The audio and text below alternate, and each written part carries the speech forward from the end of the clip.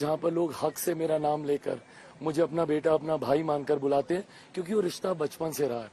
तो ऐसे में होम कमिंग नहीं, दिस इज माई होम, ये घर ही है और घर में चुनाव नहीं होता, बस आशीर्वाद मांगने आया। लेकिन ये स्ट्रगल था ना आपके लिए, वापस सीट को लेना एक स्ट्रगल था। वो स्ट्रगल बताइए, क्योंकि दर्शक जानना चाहेंगे। थे 2.5-3 साल बहुत ज्यादा कठिन थे मेरे लिए, और जिस तरीके से मुझे मेरी ही पार्टी मेरे ही घर से निकाल के बाहर फेंक दिया किया महत्वाकांक्षाओं के लिए, और अगर उनको चाहिए था मंत्री पद चाहिए था, मंत्रालय चाहिए था, जो चाहिए था मैं सब उनको देने गया था।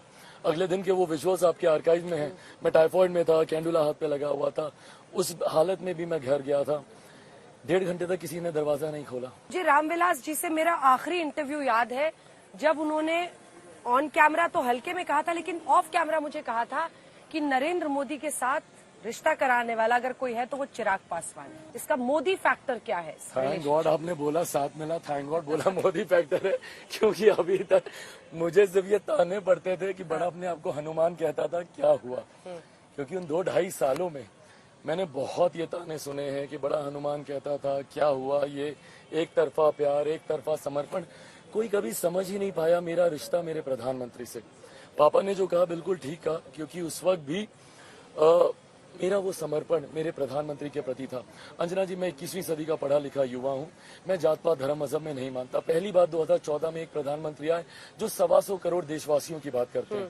मैं भी आज जब बिहारी फर्स्ट की बात करता हूँ ना, मैं उन्हीं से ही सीख कर ये बात करता हूँ, जो कि उस वक्त भी मैं मेरे प्रधानमंत्री जी से प्रभावित था, और पापा को, because he was not ready to leave the alliance that he was in, UPA के साथ थे, and he didn't want to change that alliance. मुश्किल हुआ मुझे भी उनको कन्विंस करना, बट हाँ वो सोच थी, और तब से लेकर अभी तक मेरा प्रधानमंत्री जी के साथ वही रिश्ता है। किसी ने उसको हनुमान कहा, प्रधानमंत्री जी ने मुझे अपना छोटा भाई कहा, और जिस तरीके से गले लगाकर एक बेटे की तरह स्नेह दिया, मेरे लिए मायने रखा। तो बीएम के सामने कैसे बाजी फिर सेट हुई?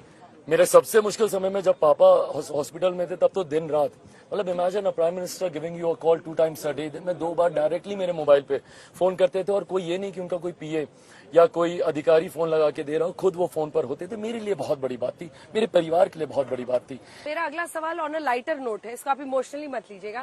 तो क्या आप अपने पिता से भी बेहतर मौसम वैज्ञानिक साबित हुए? क्या आपको समझ में आ गया था, मतलब क्या बोला आपने उनसे कि इनमें विनेबिलिटी फैक्टर ज्यादा है? अब चलेगा, ये मोदी का टाइम आ रहा है, क्योंकि 14 में आपने जस्ट बिफोर 14 आप लोगों का ये 14 के आसपास तो बेहतर मौसम वैज्ञानिक साबित हुए। और अगर उनसे मैं बेहतर मौसम वैज्ञानिक बन पाऊं तो मुझे लगता है सबसे ज्यादा खुशी पापा को ही होगी। वही कहते थे बेटा बेटी जब आगे निकलता है तो पिता को सबसे ज्यादा खुशी होती है। सो आई थिंक 2014 की हवा का रुख उस वक्त मैंने भापा था आपने, और वो अभी फिर आपको लग रहा है हवा का रुख, क्योंकि लो वोटर टर्नआउट की वजह से विपक्ष में बहुत ज्यादा इस वक्त जोश है। वो ये कह रहे हैं कि बीजेपी का वोटर तो निकला ही नहीं, एनडीए इस बार 150 कह रहे हैं राहुल गांधी। आप मुझे बताइए, बीजेपी का वोटर नहीं निकला तो महागठबंधन का क्यों निकला होगा? महागठबंधन, इंडिया अलायंस, यूपीए, जो भी बोले, पता ही नहीं इनके कितने नाम है, जो भी बोले इनका क्यों निकला होगा बताइए? इमोशनल कार्ड क्यों खेला? विपक्ष ये कह रहा है कि इमोशनल कार्ड खेल दिया, कि मेरी माँ के बारे में ऐसे बोला, अपशब्द बोला। क्या मतलब I take offence on this, this can not be emotional card, this can not be. एक बार कोई भी यहाँ पे खड़ा शख्स सिर्फ कल्पना कर ले कि उसके सामने उसकी माँ को गाली दी जा रही है, खून खौलता है। तो दुख इसी बात का है कि आप मंच पर खड़े थे, आपके सामने आपका एक नेता उससे कनेक्ट में है, कांटेक्ट बना हुआ है मंच पे, उसके बावजूद जब गाली दी जा रही है आप खामोश, आप भाषण भी नहीं दे रहे, आप चुप खड़े हैं।